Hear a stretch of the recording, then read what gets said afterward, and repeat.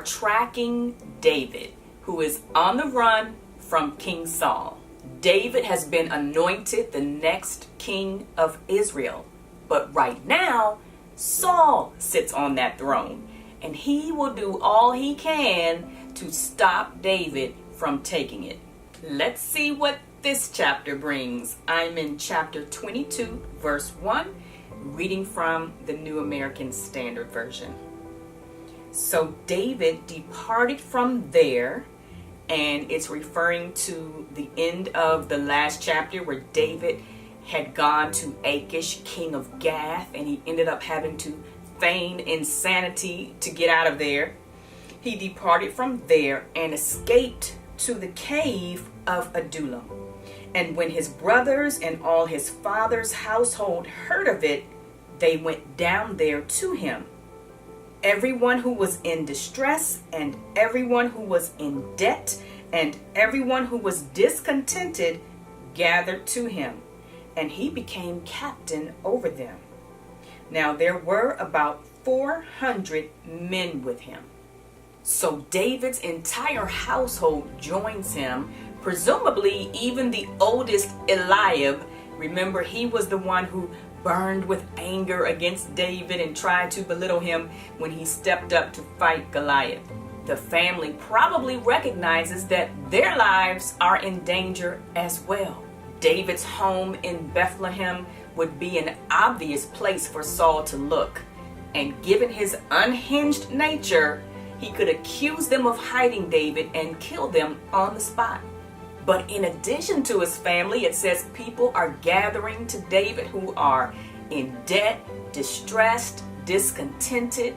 Maybe they've had an issue with Saul's leadership.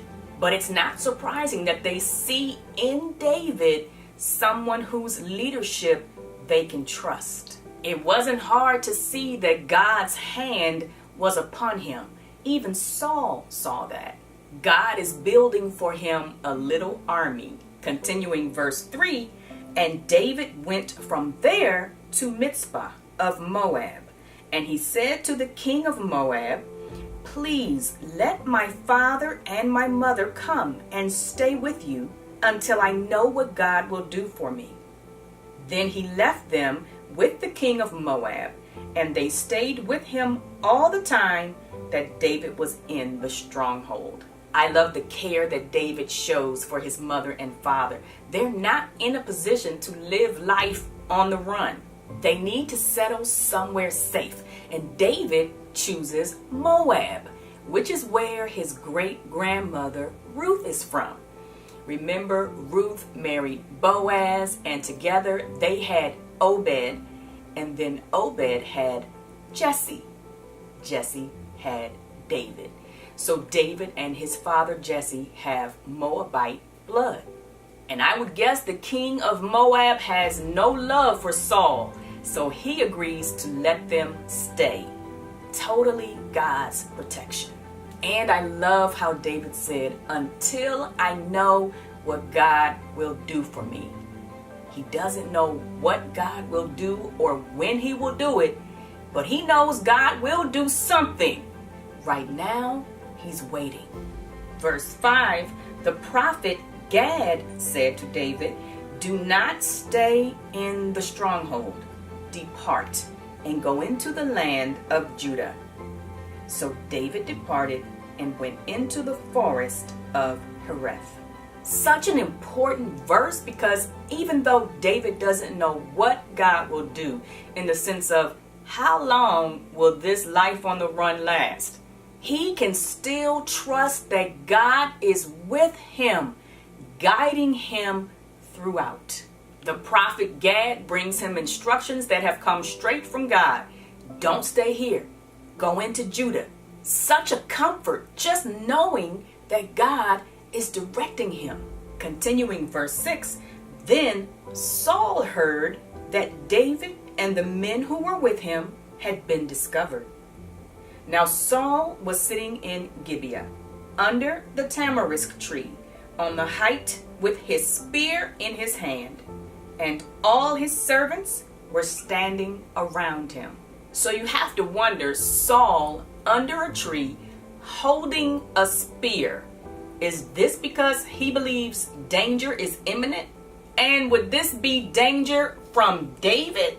Because David is on defense, running away from Saul. Saul said to his servants who stood around him, "Hear now, O Benjamites, will the son of Jesse also give to all of you fields and vineyards? Will he make you all commanders of thousands and commanders of hundreds? For all of you have conspired against me, so that there is no one who discloses to me when my son makes a covenant with the son of Jesse. And there is none of you who is sorry for me or discloses to me that my son has stirred up my servant against me to lie in ambush as it is this day."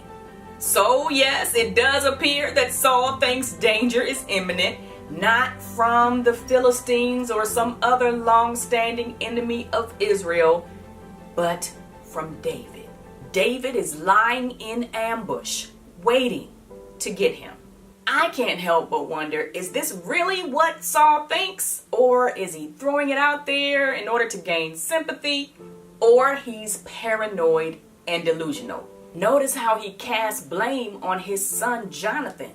We now know that, yes, Saul knows about the covenant between Jonathan and David. And he says Jonathan stirred up David to lie in ambush against him. So Jonathan's to blame, and every servant standing around him shares blame because they all knew this is one big conspiracy. But when he said there is no one who is sorry for me, poor Saul. Continuing verse 9, then Doeg the Edomite, who was standing by the servants of Saul, said, "I saw the son of Jesse coming to Nob, to Ahimelech, the son of Ahitub. He inquired of the Lord for him, gave him provisions, and gave him the sword of Goliath the Philistine." Remember, we had that one verse in chapter 21, verse 7, that mentioned that Doeg the Edomite was there when David showed up. Continuing verse 11, then the king sent someone to summon Ahimelech the priest, the son of Ahitub, and all his father's household, the priests who were in Nob, and all of them came to the king. Saul said, "Listen now, son of Ahitub." And he answered, "Here I am, my lord." Saul then said to him, "Why have you and the son of Jesse conspired against me, in that you have given him bread and a sword, and have inquired of God for him, so that he would rise up against me by lying in ambush as it is this day?" This is the second time Saul has alleged a conspiracy against him. His servants were conspiring against him. They knew about the covenant between Jonathan and David. Now the priest has conspired against him with David. And Saul once again says David is lying in ambush against him.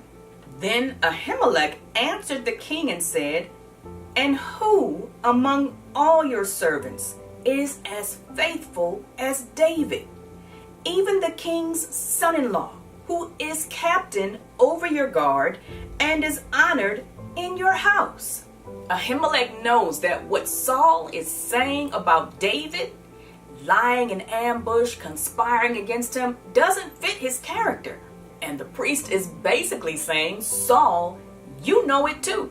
Who is more faithful than David? He's your son-in-law, captain over your guard, and honored in your house.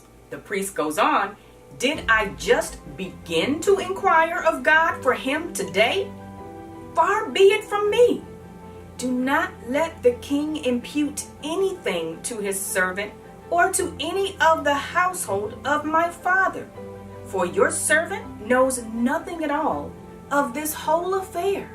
And Ahimelech is being honest, of course. He doesn't know what's going on. David lied to him and said he was there on the king's business.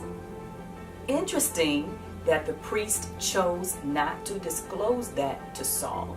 The priest is appealing to reason and fairness, but Saul is not a reasonable man.